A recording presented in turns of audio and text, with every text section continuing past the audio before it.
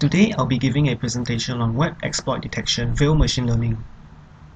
We'll be covering the introduction to machine learning, why we chose this topic, an overview of machine learning including the algorithms and techniques involved inside, a few findings from research papers that use machine learning to do web exploit detection, as well as what is the future for this topic.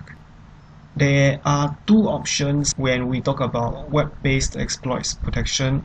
The first is active protection, where we guard against exploits on the fly. Secondly is passive hardening, where we reduce the attack surface open to exploitation. For this presentation, we will be focusing on active protection. We can do it through semantics and lexicons, where we basically use things like file encodings, application permissions, communication channels, and web history. The second is using machine learning, where we train and use a black box to perform classification as to whether the script is benign or an exploit. So why did we choose this topic? First is that machine learning is very different from, but is still complementary to the techniques that we described in class. Secondly, there is increased interest in machine learning techniques. Thirdly, machine learning libraries are becoming more widely available. There are also increasing amounts of infrastructure as a service and platform as a service providers. So over here we'll have an introduction to machine learning, where we'll summarize some of the techniques that are described in the papers later. Machine learning has an ability to classify scripts into benign or different categories of exploit scripts. So it goes through this. First is to convert the script from text form into number array form. Secondly, you have to train a program to understand different categories of exploits. And third, to use the program to classify scripts into one of the exploit categories. The first step, text to vector, which is also called tokenization. This is done mainly because algorithms, they operate on numbers, not text. We cut the scripts into smaller tokens. These tokens can be unigram, which is a single word, or n-gram, which is n consecutive words. N-grams can hold semantic meaning better. For example, given a script where you have a variable, n-grams will allow you to know whether it's actually a right-hand side operation or left-hand side operation. Alternatively, instead of considering tokens as the occurrence of a term, we can instead count it as the occurrence of a particular semantic, like a library function or a jQuery function. The benefit is that you have fewer tokens, but you require a parser to understand the script. So we mentioned that you can actually count the occurrence of tokens using frequency. So this number frequency, you can consider it at a category level, where if a token occurs really often within a category, then it's pretty significant. Or we can consider it on the inverse population level, where if the token only occurs exclusively within a particular category, then that token is representative of the category. You can say that if you see this token, then the category is this. Apart from using frequency, we can also use existence, which is a binary outcome, 0 and 1. So the first classifier that we're talking about will be the naive Bayesian classifier. This is a memory and time efficient classifier with high accuracy in classification tests.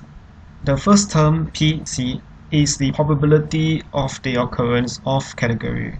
The second term, PTC, is actually the occurrence of the token in the category. So with this equation, given n exploit categories, we will get a score for each classifier, and whichever classifier has the highest score, we will choose it. The second classifier is support vector machines. This support vector machine, SVM for short, has two benefits. First is that there's high dimensionality. It does this actually by drawing a hyperplane between two categories in the data. So it's a binary classifier. The second benefit of this is that it can transform data to higher dimensions in order to separate them.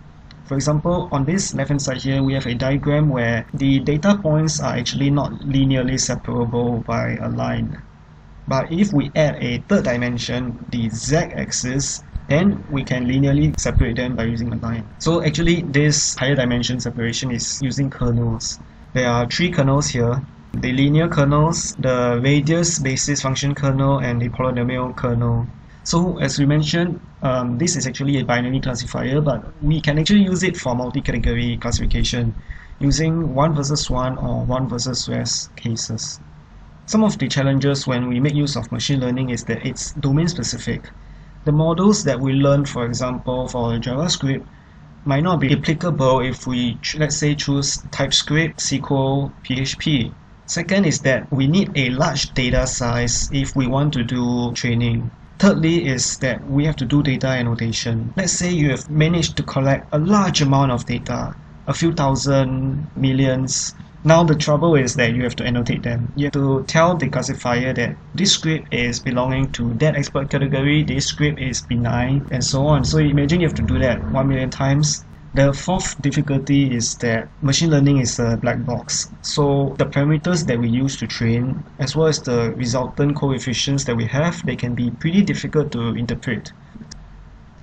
The first paper is using n-grams and support vector machines and k-nearest neighbor algorithms to detect cross-site scripting and SQL injection. But that's not the point, because this paper doesn't really talk about how they get the scripts. Rather, we choose this paper because it shows us how we can actually do tokenization. So in the top table is actually the tokenization rule set for SQL. The bottom one is the tokenization rule set for JavaScript. If you want to know more about the papers, I have listed the citation below. The second paper is using document and URL features to identify cross-site scripting attacks. First is that cross-site scripting scripts usually have a lot of alternative encodings. They have long URLs. They usually mention more than one domain, and there might be the presence of tags, event handlers, as well as DOM elements in the URL. So an example is up here where we have a probably trusted URL and probably a malicious URL. So by using naive Bayesian and support vector machine classifiers, this has managed to achieve over 94% detection and accuracy rate. Of interest is that alternative encodings and obfuscation is actually the most relevant feature. The third and final paper that we're using is basically to detect malicious sites and URLs. It does this by doing lexical and host-based feature detection. It can look at the length of the domain name, the length of the URL. It can also tokenize the URL based on the appearance of special characters. And it also looks at the server, where it is located, who registered it, when it's registered, and so on. So it used 3 classifiers: naive Bayesian, support vector machines, and logistic regressions. The resultant accuracy is over 90% accurate. The top 3 most relevant features are DNS record, geography, and whois. So what's next for machine learning in exploit detection? I think that there is probably a dead end on the number of sources that people can use for features. We have seen the 3 research papers previously. They've been using the scripts themselves, the URLs, as well as the servers. So these research papers were taken from 2014 and earlier. So by now we think that there shouldn't be much of papers that can identify new sources or features. So future progress for machine learning will probably count on the fact that we can actually compute new features by representing or parsing existing features in new ways. For example, the URL, previous paper has already shown that we can actually parse it by tokenizing it, by looking at the length, all these factors, and so on. We can also filter out irrelevant features, thereby obtaining less noise and better relevancy. This will definitely help our classifier.